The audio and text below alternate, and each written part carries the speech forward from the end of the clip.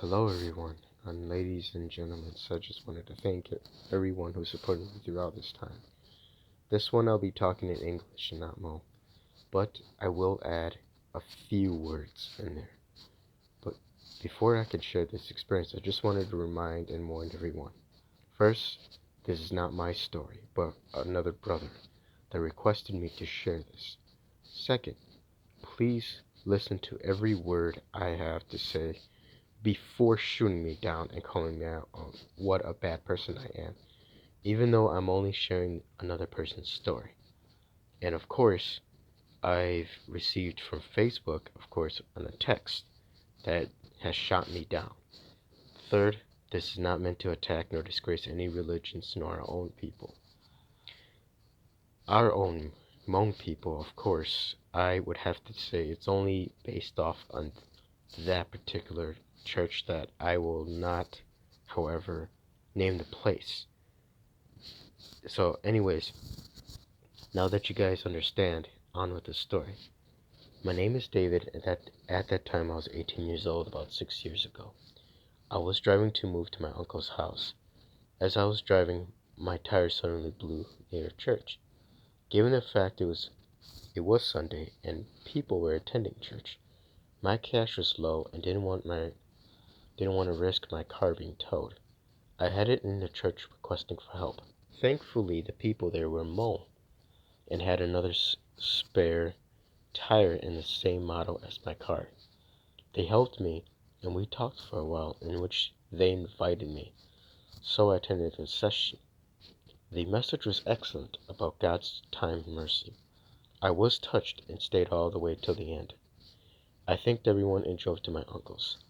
I moved there fine, but he was out of town. No worries, I guess, because he gave me spare keys weeks ago, beforehand.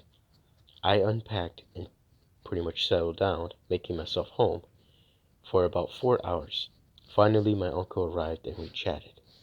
We mostly talked about my life, family, and love life, of course. So he gave me advice. Then we toured around the city. Eventually, we had dinner in a restaurant. After that, I got my crap together and formed a plan for me staying there. The next Sunday rolled by and he invited me to go to church with him. I accepted. It turned out to be the same one I visited last week. I attended, and this one brought me to tears. The message was about forgiveness, love, and mercy, and that God technically had another plan for you, even though you were broken and in pain. This day will, however, change me, because when I was in tears, Jane gave me Kleenex to wipe my own tears, and that's where we met.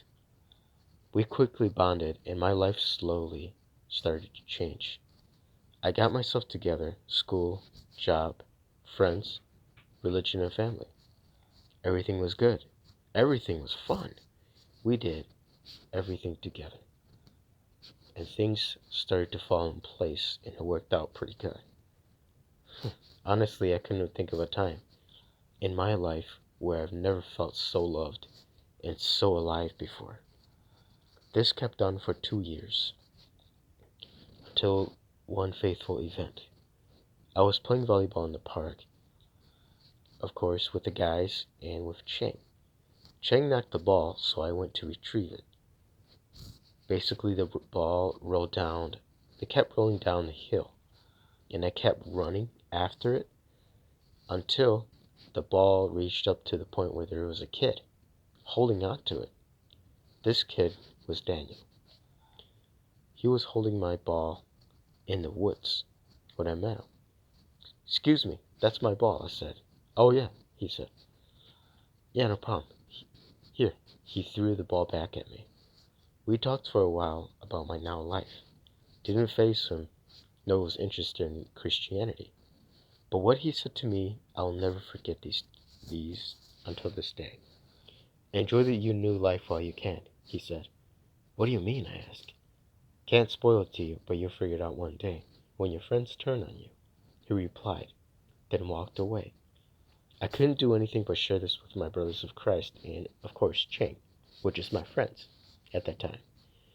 They talked major BS, you would have to say, like he was some crazy shaman Satan worshiper, and not speak to him or he'll convert me and one day go to hell. Okay? That's exactly what he said. Then we left. Time went on, and what I discovered at time didn't really faze me much. Chang started to add more people into the group. Conflicts and issues started to grow around the guys and our own people. Example, every time I hung out with the guys, I was humiliated and laughed at. Like anything that wasn't American modern related, I was treated like a joke. The so-called worship was a pattern nonstop. You needed to summon and feel ashamed of yourself, and acted upon emotions over logic. Every song was so boring, they were all in the same key of G. Next, the times where I've been with the guys, I was a slave, carrying in tasks, feeding them, and yes, with my own money in my pocket. And lastly, carrying and moving stuff and doing church stuff. So, when Cheng added more people to the group, I was slowly pushed out like some very fat inside a body. I confronted this to him, and he brushed it off. Like we needed more numbers for the Holy Kingdom and not question him. I've tried again and again, from time to time, and yet the same result will occur. He'll give me the same answer. Times went by, and things got even more difficult. The group only did useless things, go through a phase, sing songs, read the Bible, eat, play, and fool around, play useless games, and then go home. Like example, we go to door to convert people, bring them to church to do the same routine as we did over and over. Note this is only the young generation. I don't know about the old generation, but this is how we functioned. Never did we go feed the hungry or really help with the homeless shelters. Or even hell, gone out to really help others, especially those who are in need, and to those who are not, particularly Hmong or Mika, or say Americans. So basically, the whole structure was like this: God the Father, God the controlled rules, and lastly, God the body, which is the Holy Church. Problems grew, and I started to notice more of our people's dramas around me. Like it's okay to slander and talk crap about people and make their life a living hell.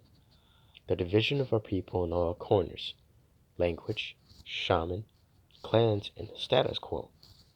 Well, one day we met a new kid named TC. And yes, he was probably the 20th kid we had in our group. We talked and I took him under my wing.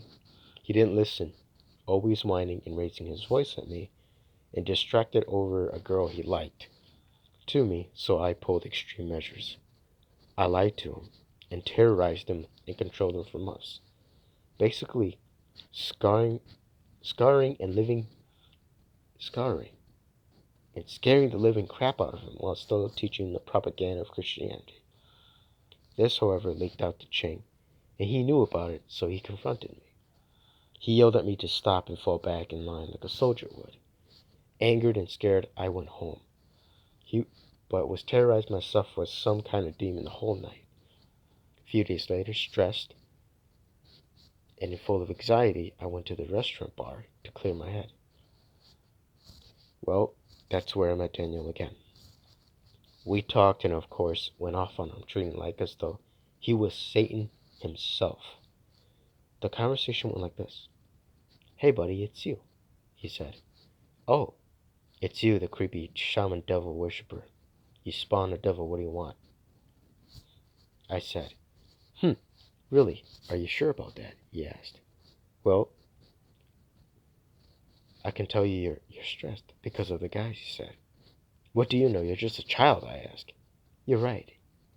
But let me explain. This is not the I will save you speech, but this one is to educate you and also warn you on how everything is going to go down." Okay, to begin, the Catholics rewrote the so-called Bible, translated from Hebrew into German, then English. Many texts are missing. nor change to fit the system and views. Many of them, however, came from indigenous tribes, even from Europe. Then, years gone by, King Henry branched off from the Catholics to decide to make his own church, just so he can have his own son. Therefore, the millions of people who were slaughtered due to the so-called witch hunt. Then years went by. Henry's people, which pretty much called the Pilgrims, got mad at King Henry's church rules, so they rebelled. They lost and they moved into different countries but couldn't fit in. So they hijacked the ship going to the so-called New World, called it the Mayflower. When they arrived in the so-called United States they were nearly killed because of diseases and the harsh conditions on the ships. And when they did arrive, however, the natives saved them, just to be slaughtered and later enslaved in the end. They took their lands, they slaughtered the people, and pretty much renamed the land what we know today as the United States. Then, when they enslaved them, they renamed them and classified them as, as we see them today, the so-called black, and later the N-word. Thus, the African American story so-called began. Like a spoiled child, they did the very same thing as their ancestors did, which is repeat a destructive madness cycle of death, diseases, and the entitlement attitudes you see today. Years later, Christianity was introduced to us hill people from the jungles of Laos, Vietnam, China, and other Southeast Asian countries. Even though they bombed, raped our women, slaughtered us, and poisoned us, just to right their wrongs. When the religion was introduced to our Hmong people, we mixed it with our old tradition Asian native problems, thus creating a new cycle based on the same old destructive one. Example, many of our women are now marrying the Mika, or the white man, for status. Now, you were to say no to this, I would have to say yes. This is the system that is just based on two structures of beings, individualism and groupism. The individual one has a simple life of being alone with only very few friends at best. They don't gossip, but rather lean on pure logic. They get more work done, and everybody else is happy. Talk is cheap, and lean towards more actions, and get to the real main points. They are the true outcasts that would rather work by themselves, mostly. They would have conflicts, but not as bad as they handle they handle it like adults, with little to no complaints. Groupism, however, is different. They love gossip, and they eat that crap up. They quarrel, get into people's business like a god or a spoiled child. They fight among themselves for status, prestige, and absolute money. The politics, the favoritism is real. Too many fools love to stay there, and since they don't really have few friends, so-called the real friends, they call everybody their friends or their brother or family. The cases of what it is practiced with too many doubts or delusions, and talk is rich with no actions at all. So they whine, moan, complain, and yet they don't sort problems out. And many others who don't deserve this pay the price for someone else's downfall. But the downside is that is when the crap really does get down, for real, you are easily forgotten, thrown away like garbage, and denominalized. Then they pronounce you as a sick, twisted joke and remind you of your uselessness as well as your weaknesses, and also your past mistakes. The religion that you live by is nothing more than a lie, in an emotion-driven, controlled rules with no logic, says Daniel. I didn't believe him, so I yelled at him, accusing him of brainwashing me, trying to convert me into his demonic religion. Enraged, I burst out of the place. I kept this horrendous axe with the new Kitisi, and the group came to the conclusion that I was possessed. They closely monitored me my every move for months, hacking my very Facebooks, and of course, stalking me on pretty much almost anywhere I went. Until one day, they've had enough and held an interrogation court case against me, with proof of papers, photos, and screenshots of my actions, and yes, a photo of a talk I had with Daniel. I had mixed feelings and apologized, but it wasn't enough. Note this. This was not approved by any church or the billboard or whatever. They just took it upon themselves to judge me. So they rewarded saying I needed to kiss their behinds, or their, a-holes, and admit that Daniel was manipulating me. I, of course, fought back and said, no, you have it backwards, all of you. Then rehashing Daniel's quotes back at them, and all the questions that not only that I had, and what Daniel had said before, back at them. So, in the end, I was declared a traitor to God, banished and dismissed from the room. And they promised so-called to keep whatever argument that we ever had here in this room. Well, you thought it ended there? No. I went back to church the next week to find everybody knowing about the issue, even though they swore to keep the interrogation room a secret, but somehow it leaked out.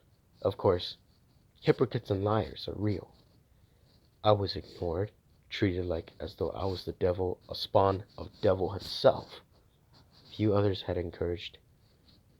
have the courage and quoted Ching's words back at me. Like, what are you doing here? You've heard of TC. Why should we trust you? Everybody pretty much said this to me.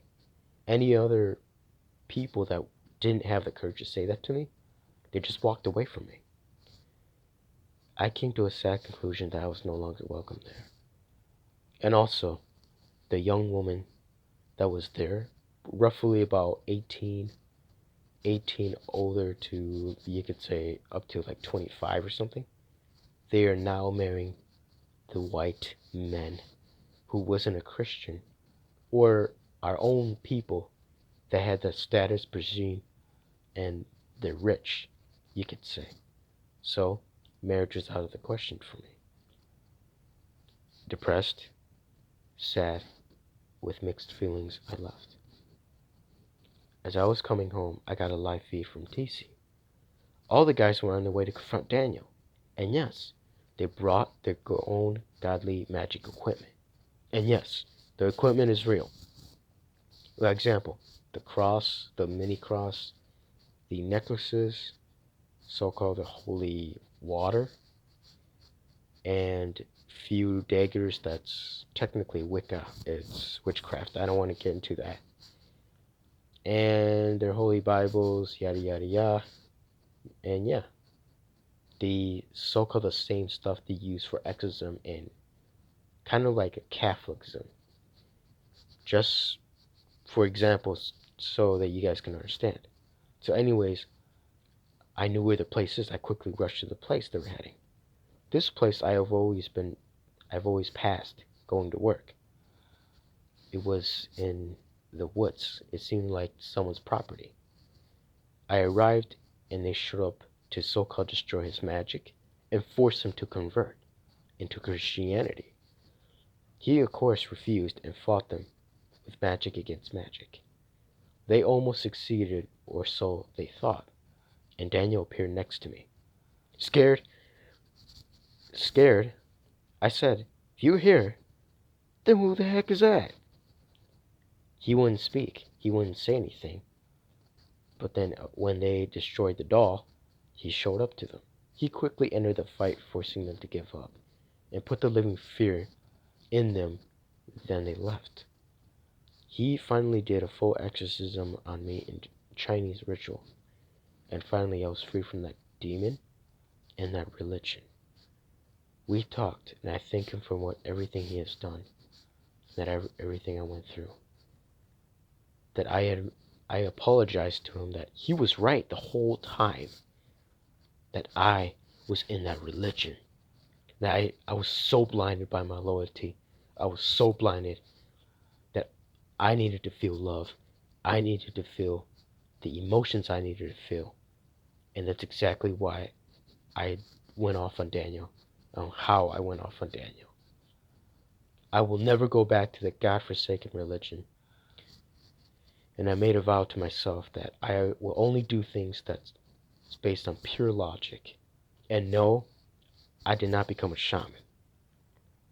Now, I'm 24 years old, happily married with 2 kids. I have married an Aborigine, which is the dark skins. And no, I'm not going to get into much into detail of that, but I am now happy. And now I have a full, satisfied life. Okay, so now what do you guys think about David's story? Should he have done something different or said something different? Did he and I do the right thing? To win this, I just wanted to say a few words that probably not all Christians are like this. But based on David's experience, these issues are real, and those who weren't anything like this, I just wanted to say, stay true to yourselves and what you believe, and not make the same mistakes as David and the other real problem of Christians like this. Thank you. Have a nice day.